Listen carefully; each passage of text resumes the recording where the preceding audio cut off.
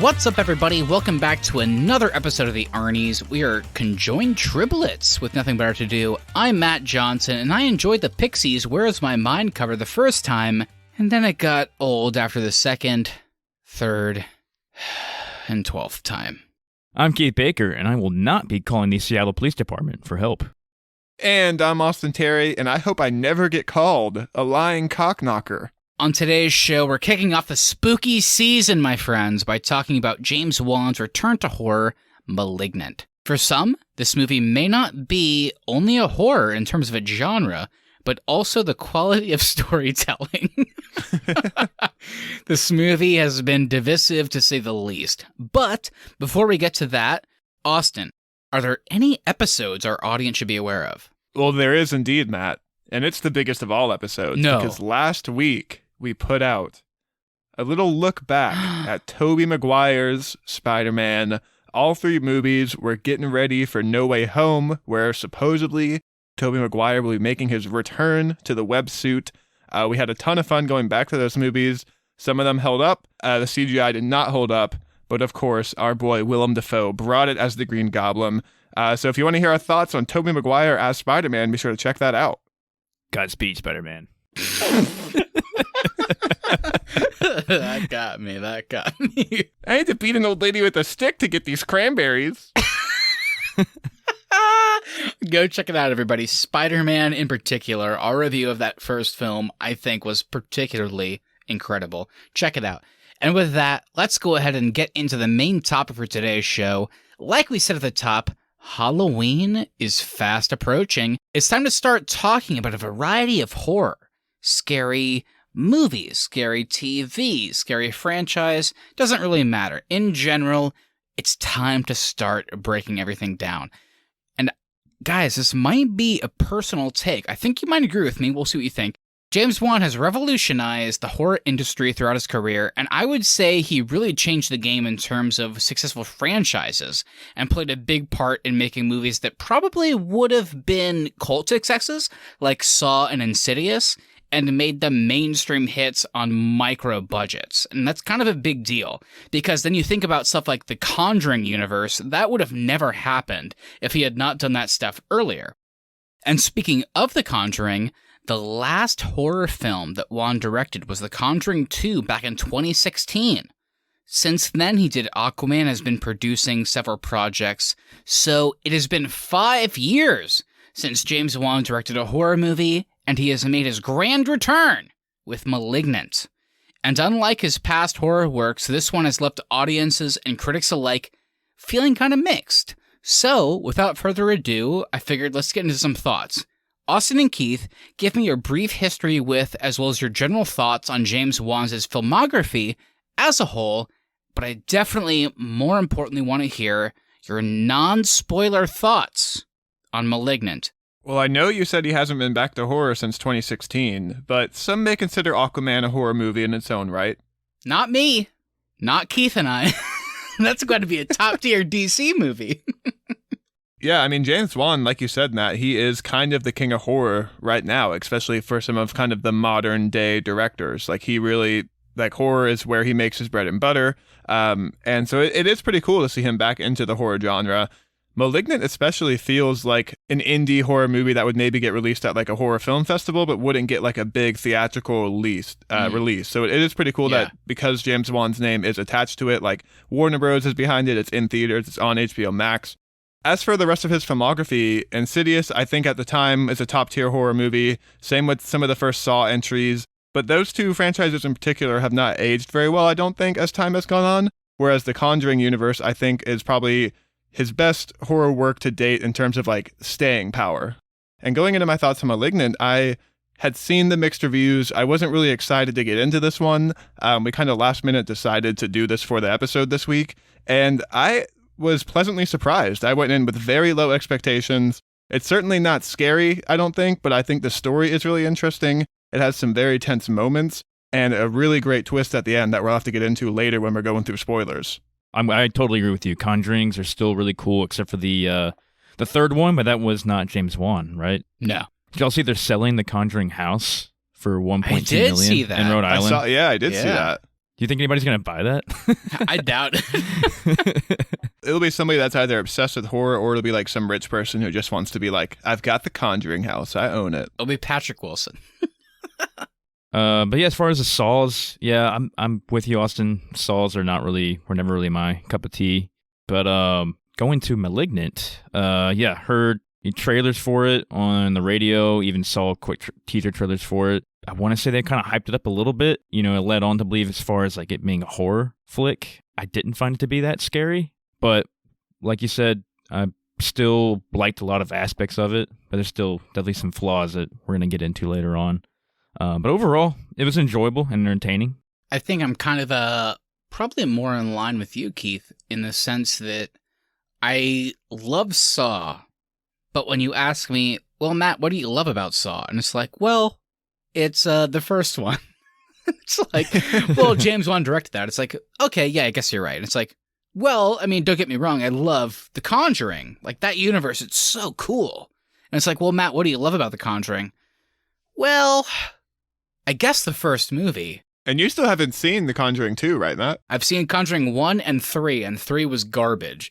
But the point being, James Wan, for me, I think he really has a great just mind for horror and tension. I think tension is the word I would associate him the most.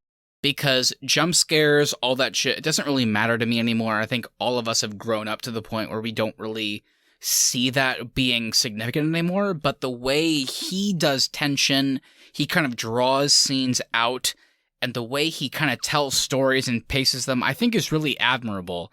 So I really enjoyed Malignant. I thought it was really fun. I definitely have a lot of problems with it. I'm guessing, Keith, you and I probably have similar problems based on our conversations and just the fact that this is a weird-ass movie. But the point is, I think he has brought a lot to the horror genre. I think he has made them very sustainable. I think he's a fantastic businessman. There's no doubt about that. The fact that he did Saw 1 and then just executive produced the rest of them, then moved to Insidious, then moved to Conjuring, then moved to Malignant, and he does stuff like fucking Furious 7 and Aquaman in the meantime. It's pretty cool. So I'm glad to see him doing horror again. I want to see him do more horror movies. It doesn't mean I'm always going to love them, but this one, I had a good time. Didn't love it, but I thought it was worth watching. It's funny, Matt, you mentioned jump scares there, and honestly, one of my biggest issues with Malignant is that there are quite a few jump scares in here with like the way the music cues up and stuff like that. Yeah. And the thing I love about James Wan's earlier movies is there are stuff that's going to jump out at you, but I feel like he earns all his scares, and he doesn't do like a lot of the cheap jump scares. And this one had a bit more of that, and I was pretty disappointed when they did happen in Malignant. It's super fair. I'm in a weird place where it's almost like I can't fully, I don't know. It's almost like I can't even speak to like the jump scares anymore. It's just, I think horror movies as a whole within the last 10 years have just like almost desensitized the entire audience. Like, do you remember like 20 years ago watching a horror movie the first time and it's like, oh my God, you see something for the first time and it fucking scares the shit out of you? And I love Saw, I love Insidious, I love The Conjuring. It's almost like those movies, watching them again, they don't really get to you anymore. And that's just me, granted, but I don't know. It's just, I don't know if it's a James Wan issue or just like a horror genre thing where it's like none of that stuff gets to me anymore. But Austin, your point, I do agree with. It's really hard to have a horror hit, I feel like. Yeah. There's not a lot of actually scary horror movies out there. There are elements of horror movies that are scary, but like a through and through terrifying horror movie, there's maybe like 2 to 3 of them, I think, out there. Oh, for sure. It's almost like there's one cult hit per year and then one like mainstream horror hit per year, it feels like. It's a weird genre to kind of play around with, because it feels like you're almost trying to lose money if you're a new director in a weird way. So sticking with non-spoilers, of course, like Malignant does have a pretty big twist. What were your thoughts on just like the overall story? Did it keep you engaged? Like what about this movie, I guess, did you like and what did you not like? Just like 1 or 2 quick things before we get in the spoilers. As far as not like, there's definitely some bad acting moments for me. What I did like was, how they kind of explained how Madison was the way she is without giving away anything. I guess just the overall build up to that. I think they did a good job with, and I think the characters all had good potential too. So, just some bad acting in there, I think, was my main issue. Yeah, I think I'd probably be even more general than that. I really like the characters. I think my favorite part of this movie is like the individual characters. I thought they did a good enough job of giving them each like a personality, and whenever they reacted to certain things, it was like, "Ooh, that's weird," but then they would justify why they said those things later in the movie. So I really appreciated that. I think for me, the main thing was it was just a hard pill to swallow. I think that's what this one comes down to. And when they introduce kind of the whole idea of the movie, it's like, that was cool, but I'm 30 minutes in. And then they keep kind of developing it, and it's like, okay, interesting. And then they do a huge thing. It's like, okay, now I'm like an hour and a half in. The movie's about to be over. And I just don't think they kind of handled the twists and the stories and the development in a really positive way, because it just felt like by the time it was getting to all that stuff, it was like, I just want it to end. It doesn't feel earned or in any way. So that's kind of where I was at, unfortunately. Really? Yeah. When they actually reveal the twist in the final act of the film, that's where I was probably the most like on board with the movie. I thought it was a great twist. I thought I had it figured out, and then it surprised me. With what the actual reveal was, which I was really happy about that. I should rephrase. I agree with you. That's where I'm at too. Like, I enjoyed it most when the twist came. It's just that it was, and this is probably like an hour and 50-minute movie, but I wasn't like fully invested in every single way until an hour and, I don't know, 30 minutes in. So it took a long time to get there, but once we got there, I loved it. And then in the meantime, I have some issues, but that's going to be where we get to the twist stuff, so we'll hold it off. So, interesting film regardless. Yeah, for me, I think my biggest positive for the movie is the actual story and the, I guess, lore and like legend of this horror movie that they introduce. My negative for sure is, I don't know if it's bad acting, Keith, but I think there is some terrible writing for some of these characters. Maybe that's the better way to phrase it. Some bad writing. I think there's both. I would say there's both. Yeah, that's probably fair. Yeah. I think especially like whenever there are moments in the film where they're just like, okay, we're just going to tell you, like, kind of, we're going to explain some things to you. The writing for like the explanations in this movie is so bad. So you're telling me the killer is your imaginary friend? It's like, oh my God. Yeah, it's pretty bad. Before we get to too many details here, we have to give you the official spoiler warning. Keith and Austin, can you guys give me the spoiler warning and give a little flair to it, please? A little flair to it. Oh man, you're putting me on the spot here. In 2 seconds, a spoiler warning is coming. The King of Horror has returned. Let's return to the spoilers. James Wan is back from the ocean. Mommy!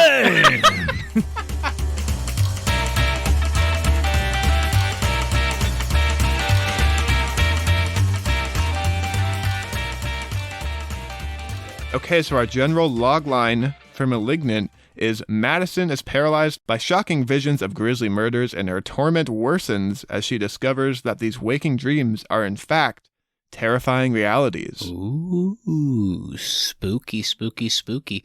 Very vague, I will say that much. But before we get into some juicy details, Austin and Keith, I want to hear you guys break down the cast and crew as always. Nobody does it better. So Austin, hit me with the crew part. All right, so Malignant is of course directed by creepy puppet man himself, James Wan. You may know him from the Saw franchise, Insidious, The Conjuring, of course, Furious 7, and Aquaman, and of course the upcoming Trench movie. Do we know that for sure anymore? I think it's canceled. Oh, man. Aquaman 2, they released pictures. We'll have to see that again.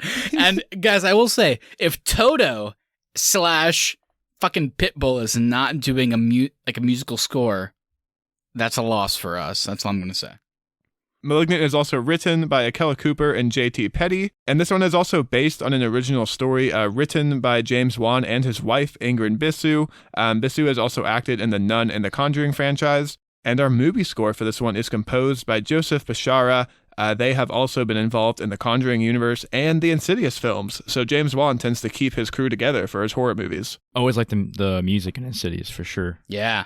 Well, going into our cast here, we have Annabelle Wallace as Madison Mitchell, Maddie Hassan as Sydney Lake, George Young as Kakoa Shaw, Michelle Brianna White as Regina Moss, Jean Louisa Kelly as Serena May, with Susanna Thompson as Jeanne, and Ray Chase as the voice of Gabriel. I'm Gabriel.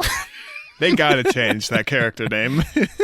I don't know. I liked it. Oh, really? Every time they were like, is that Gabriel? I was like, ugh. Well, hold on. I should just say, I thought the voice itself was really good. Oh, the voice was great. Yeah, that's all I'm saying. The voice is good. But here we go, guys. As usual, we do a quick shout out, positive or negative. You can do either or. What do you want to call out here? Because we have a great cast, a great crew here. Anything standing out to you? I want to hear what you guys think. I think I'm just going to call out a negative for this one. Interesting. Interesting. Because I do like the movie, but this negative really took me out of it, and that is the Sydney Lake character. No! It was just so weird to me how she's like, what? Enjoying this? You know, like she's happy throughout all this, it seems like, and then she's also like setting up a romance with Detective Kakoa.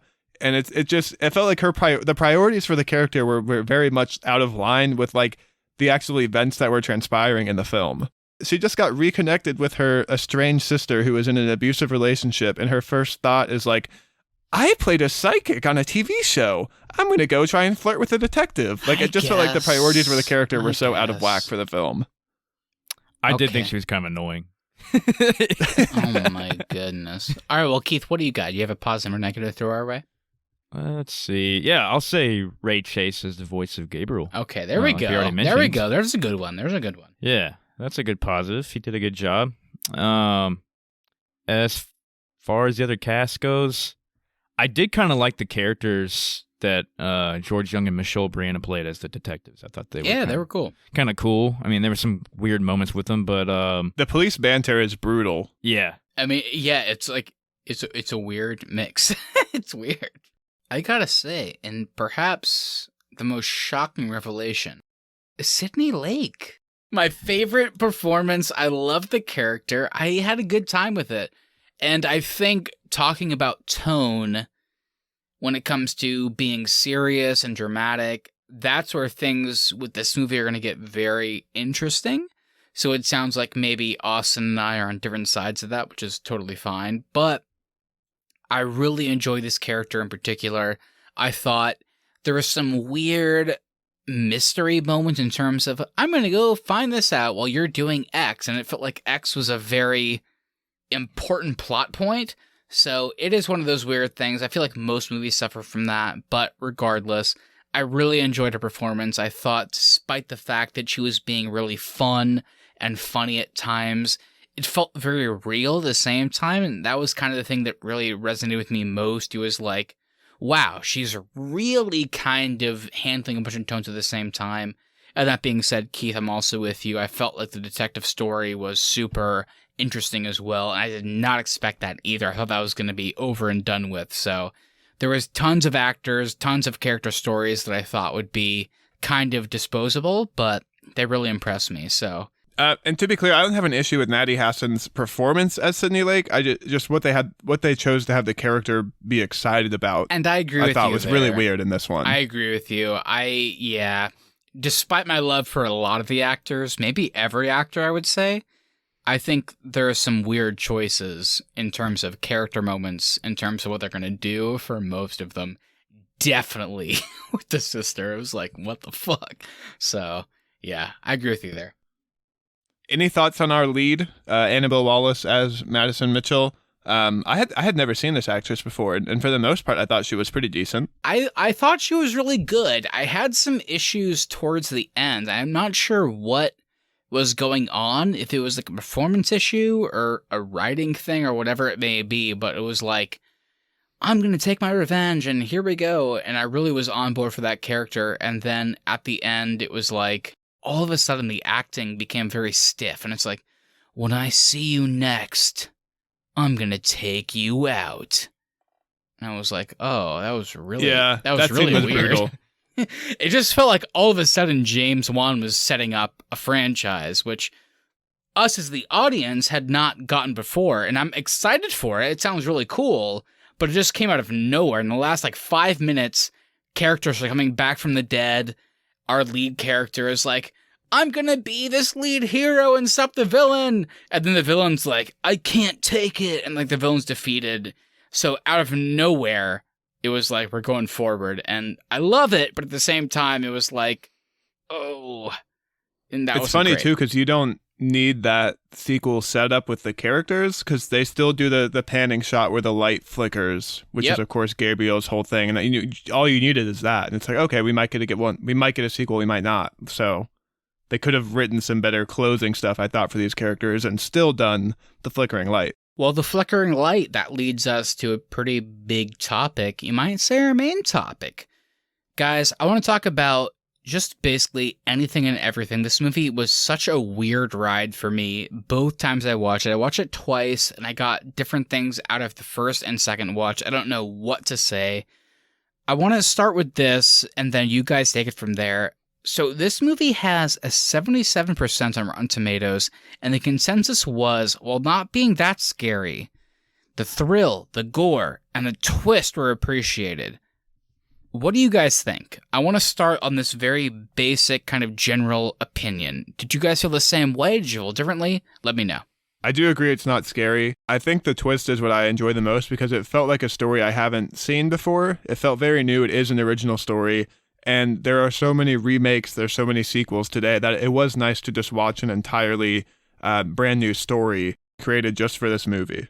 I'll say the thrills were there for sure. The gore was definitely there. Yeah. With the knife, Gabriel's murder weapon that he would just stab people in the face with. I was like, holy shit.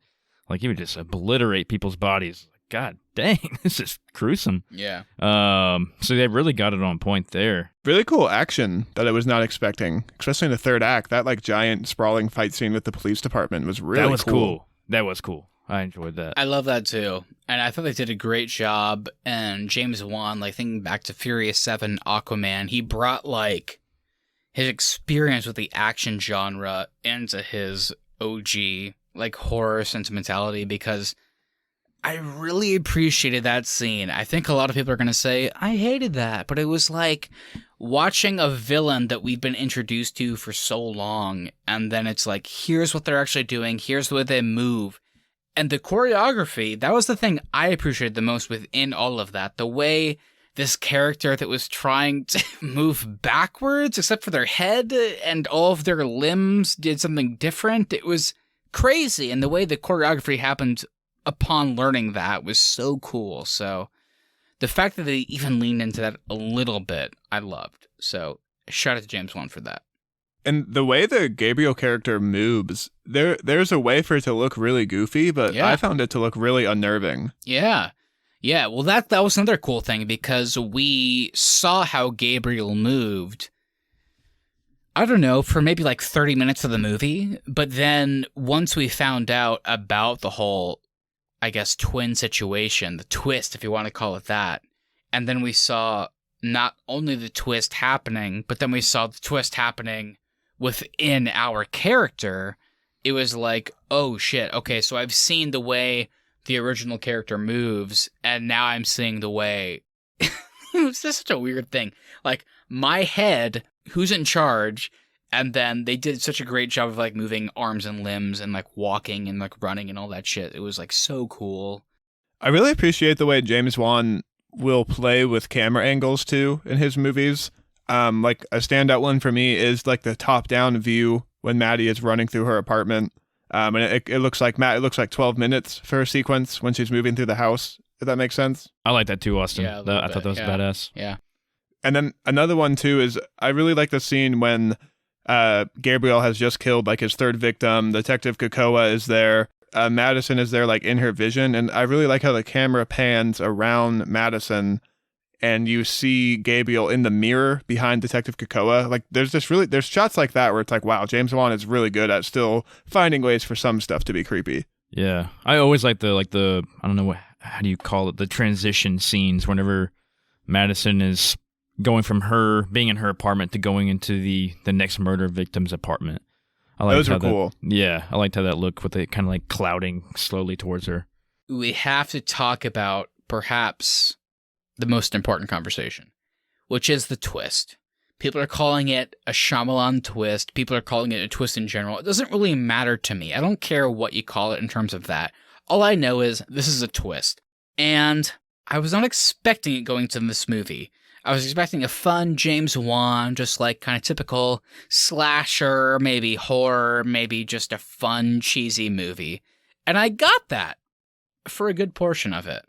And then all of a sudden, they told us who the killer was. And I was like, oh. And that's all I'm going to say, because I want to hear your guys' thoughts.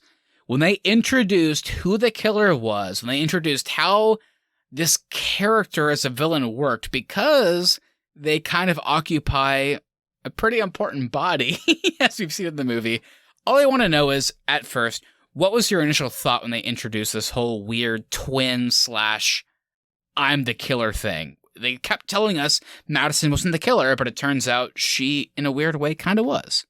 The whole movie, I was thinking that it's just going to be some weird thing that escaped from the lab, and for whatever reason, Madison as a child was involved in the experiments, and so I kept waiting to be like, we're going to find out what actually happened to Gabriel. And then when they revealed that he was actually conjoined and attached to her body, my next thought was, oh, so they cut it off of her at some point because they said we're going to remove the cancer, and then this little deformed thing like kind of grew up into the monster that is active today. And then it was like, oh no, we put him in the brain and he's controlling the body. And so the fact that like I was wrong about all my theories and it kept surprising me, like it worked for me, but at the same time it's like it's really goofy. But the visual when she pulls her skull back and Gabriel comes out, super creepy, really cool. I loved that. I thought that was awesome. Yeah, it was cool. I agree. But did the doctors put his head back in her skull? Okay. Yes. Okay. So Keith, here's the thing. Here's what I kind of just accepted. The second half of the movie that Austin's talking about with all the action sequences, it's super cool to watch this character, the way they like, it seems like James Wan was like, I want to have like a killer that's like, their head is facing one way, but the body stays the same. So it's like, how would a killer kill their prey if they were moving the opposite direction? Super cool. Unfortunately, the problem was everything else. And I'm with you, Keith. There are so many questions here that weren't really answered in terms of, am I supposed to believe X? What about Y? What about how this character moves? I saw that character move earlier. They didn't move that way. What about their hair? Like, the hair is supposed to be in front of their face the whole time, and then at the end, now it's not showing our main character Madison's face. Oh, okay, I guess that's how it was the whole time. But it wasn't, because we saw it, and it was just like, so many thoughts. Keith, take it away. What are you thinking? Because yeah, I'm just confused because whenever they're doing the operation, like, we're going to take the cancer off. We're just going to shove your cancer back into your head, which, as somebody that doesn't know, I'm sure that's not how that works. Well, they couldn't fully remove it because it would kill Madison. So we just have to push it back inside. We have to keep part of his brain in Madison's brain. Otherwise, Madison will have brain damage if we remove it completely. Okay, I got that. But did they shove his little skeleton body back in the skull with it? I mean, they cut as much as they could, and not the face. They forgot to remove the face. Yeah, the head had to get pushed back in there. So, like, I guess he's going to be like dormant again, like he was at the beginning of the movie. But what if she tries to have kids again? Is he going to keep eating the baby? It seems like she's in the same situation she was in when the movie started. It's just that if she ever hurts her head again, Gabriel's coming back out. Here's what I want to talk about. I have not seen Insidious 2 or The Conjuring 2. I've seen each of those first films in that franchise. But my question is, do we think there could be some crossover here because they play into the whole family element, as did this first Malignant movie, with the whole sister element, the stepmom element, and of course, the real biological mother element. And I'm curious if they'll have to lean into the next one, kind of having one of those be at risk, because Austin, like you said, as much as it sounds weird to say, or as much as I don't really want it, I I feel like Malignant, in a weird way, sets itself up for a sequel. It's like, I guess his return will be the next big threat. And it's just, I have no clue what's going to happen. So it sounds fun. I don't care about the horror franchises that James Wan normally does. I enjoyed this movie for what it was, but as like a serious like thriller, like going forward, I don't know if I care. Do you guys?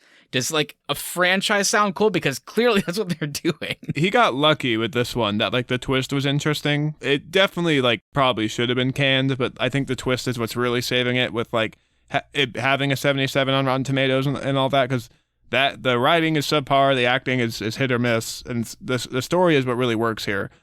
I don't know how you keep this interesting for 2 more films. And I would hope that this is just a standalone one and done thing, but that's not really how James Wan works. He likes his franchises. I could see like them doing something stupid, like Madison becomes like a side character, and they go back to that creepy research facility, and there's a case that's similar to it for somebody else, and they need Madison's help because she knows how to defeat their evil conjoined twin. Some bullshit. Are you saying, Keith, that maybe Madison and Gabriel are joining the MCU, and the Avengers need Gabriel, so they come and recruit her? They're like, Thanos is here, he's kicking our butt, we need your backward golden knife to come out and help the Avengers. Malignant 2, Terminal Twins. Terminal Twins. I don't think it'd be a good idea. Oh, okay. Oh, fuck. Oh, Jesus.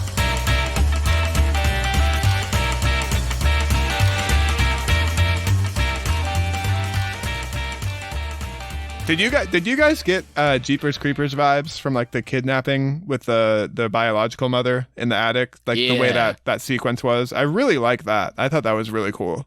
So I had the Jeepers Creeper vibes in the sense that I really loved that sequence, but then I was immediately disappointed that how is this not the main movie? Does that make sense? I was like, this whole like weird underground Chicago vibe. I was like, oh, that's cool. As somebody that has been to Chicago but not spent that much time Seattle. there, I have not really experienced the whole underground thing. So to have this weird like horror / chase / just in general kind of fucked up vibe, I was like, at times they nailed it, but then at other times it was like, I wanted to see more of that. And then it is weird that they introduced like underground Seattle, and then that's not where Gabriel's residing. It's only for a chase scene. It's one chase scene was the payoff, and that was it. I was really excited when he kidnaps the biological mother, brings her back to the lair. I was like, oh, this is really cool. Like, we're going to be exploring underground Seattle.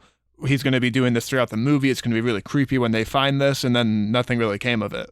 I will say, maybe I'm on the contrarian side here. The payoff to that I thought was pretty cool. I thought this whole idea of this weird, like, who the fuck is this character? Like, it's not our main character. It's not anybody we've seen before. And then learning that was the biological mother, I was like, oh, that's cool.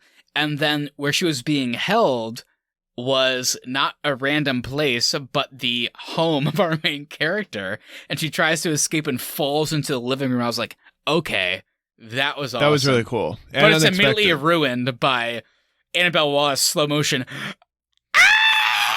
And then it's like, okay, we're doing the fucking song again. Like, I've heard it 12 times already tonight.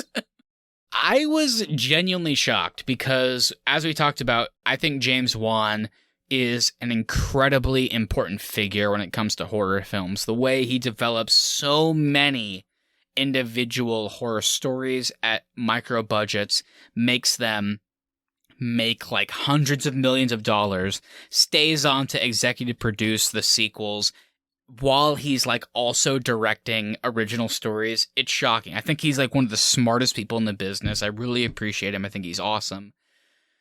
But my thing is, I thought that Malignant was going to be a one-off because he made Aquaman in 2018. He makes this. Aquaman 2 is coming out soon. I was like, okay, cool. Malignant's going to be this just fun one-off horror film from in between. But then they do this whole thing of Madison locking Gabriel away, and it was like, I'm not going to let you out. And when you do get out, I'll be there to see you. And it's like, oh shit. I think Malignant could be a franchise going forward. I don't know if I want it, but I think it might happen. So before we go into awards and all that good stuff, guys, do we think we're going to see more Malignant films? Do you want to? And if so, what do you think we're going to see in those? We're going to see more for sure, because that's the way James Wan works. And they're going to be really bad, because the movies that he hands off, when he's not directing them, when he hands them off and just produces them, they're not good movies. No, I agree. Look at The Conjuring 3. Terrible. Look at 1 and 2. 1 and 2 are good. Then he hands it off and it's bad. Especially with something like this, because this was, I thought, a really unique original story. Now they're going to have to find a way to make a sequel, and it's not going to be like as organic of an interesting twist as this one was. And they're going to have to find a way to shoehorn in some other backward story. Like, I'm sure, like you said, Keith, it'll be from the weird lab that Madison grew up in. Yeah. And it's just going to feel very forced and definitely feel like a cash grab. Keith, what about you though? Are you excited for Malignant 2? I wouldn't say I'm excited. I can't blame you. I don't want to watch it either. And I'll probably watch it, but I won't be watching that. I'll have to. Keith, I'm right there with you, as always. If they make a compelling beginning, we're going to be in it. But yeah, Austin, let's do a quick star ranking. We don't usually do that, but I want to do it real quick before I pose this final question to you. So, Keith, how about you start us off? How many stars out of 5 would you give Malignant, do you think? I'll give it I'm between a 2 or a 3. So maybe 2.5 and 3. I'll give it a 2.75. Ooh. I like that. What about you, Austin? I can't tell if you're going to be higher or lower than Keith, so what do you think? I think I liked it more than Keith did, but I don't think I can go above a 2.5. Oh! So I'll give it 2.5 stars. All right. I love it. I am kind of in a similar situation where I think I might have liked it the most, but I think by proxy, I have to give it a 2.5. It just feels like such a 2.5 movie to me. It's just right in the middle. It's below average. It's not great, but it's not bad. And you'll have a good time with it. So 2.5 for me. How many do you think there will be? Do you think they'll stop at 2? Or 3. 3? A trilogy? There will be 3 Malignants, but then there will be just a spin-off called Gabriel. There will be 3 Malignants. Somehow they'll probably figure out a way to write it to where Gabriel somehow detaches himself from Madison. That's what I'm wondering. And he becomes his own little Voldemort kind of thing. That's how the second one ends. You know what it's going to be? The second one's going to open up with Madison giving birth, and it's going to be Gabriel, the baby. Gabriel. All right, before we get out of here, guys, of course, we have to do our awards like we always do. Austin or Keith, do you guys have something you feel particularly passionate about that deserves an award from you? What do you think? I'm going to give the Abs of Steel award to Sydney. Oh. Because when that heavy-ass hospital bed should have crushed her ribs into her lungs and probably killed her, or at least seriously injured her. Probably killed her. She just gets up after Madison lifts it off her. She just gets up like it's nothing. Ow. And just like, are you okay? I love you. Yeah. Okay. Movie's over. That's a great point. I, as somebody not particularly experienced with hospital beds in terms of their weight, I was like, that should kill this person, but it didn't. I'm going to give the Jurassic World award. And it is to Gabriel as a little puppet thing and his little T-Rex arms. Gabriel's little T-Rex arms are getting the Jurassic World award. Okay. Not the Jurassic Park award? Well, Jurassic World, because this movie isn't as good as Jurassic Park. So we got to go with one of the bad ones. Hey, now I love that. Like that. I love That's that. awesome. My award is a weird one, I will admit. I think there was one character in this film that I really appreciated, I gotta say, was left by the wayside, and their fate was left a little too up in the air for my taste. Kakoa Shaw. Really liked George Young's performance here. The final scene we see him in is him getting... I can't remember. He gets shot or thrown... He gets thrown the golden knife into his shoulder / heart / whatever you want to call it. And he goes, ah! Ah! And then, I will shit you not, we don't see him ever again. Like, he's not dead. He's not dead last we see him, but he's also not shown later like, I'm back, guys. He's not like in the police precinct. He's not in the ambulance. They're leaving his fate up to debate, which I appreciate. I think Koa Shaw is going to be playing a big role in the sequel. I don't know what it's going to be, because we all know he's going to be back for Malignant 2, Matugalant, whatever you want to call it. I don't really care. In the meantime, thanks everyone so much for listening. If you enjoyed this episode and this series, make sure you hit that follow button so you never miss an episode. Also, if you wouldn't mind sharing us with a friend, we'd really appreciate that so we continue to grow the show. Please leave us reviews as well. Even if you don't want to write anything, leaving us a 5-star review on Apple Podcasts, Spotify, etc. really does help us out. At the Arnies is our social, and the Arnies.media is the website.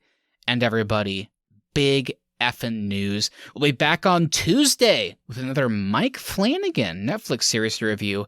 Last year, we talked about The Haunting of Bly Manor, and this time we'll be covering Midnight Mass. Sounds exciting. I'm looking forward to it.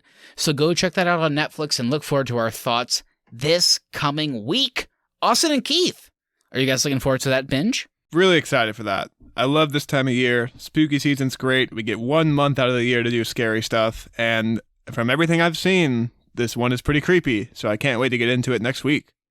Yeah, I'm also excited. Love Halloween time. Love watching all the movies, going back to the classics, and then watching this new stuff. And yeah, I enjoyed The Haunting of Hill House, The Bly Manor, so I think this one will probably be good as well. In addition to Midnight Mass, also upcoming, Matt and I will be getting together again for another episode of Co-op Couch. It'll be time to break down the newest from Arcane Studios, Deathloop. I've completed it, Matt's working through it, and we can't wait to talk about it. Lastly, we want to hear from you, so please send us a message on Instagram at The Arnies, or email us, thearniesmedia@gmail.com. Send us your favorite movie of 2021.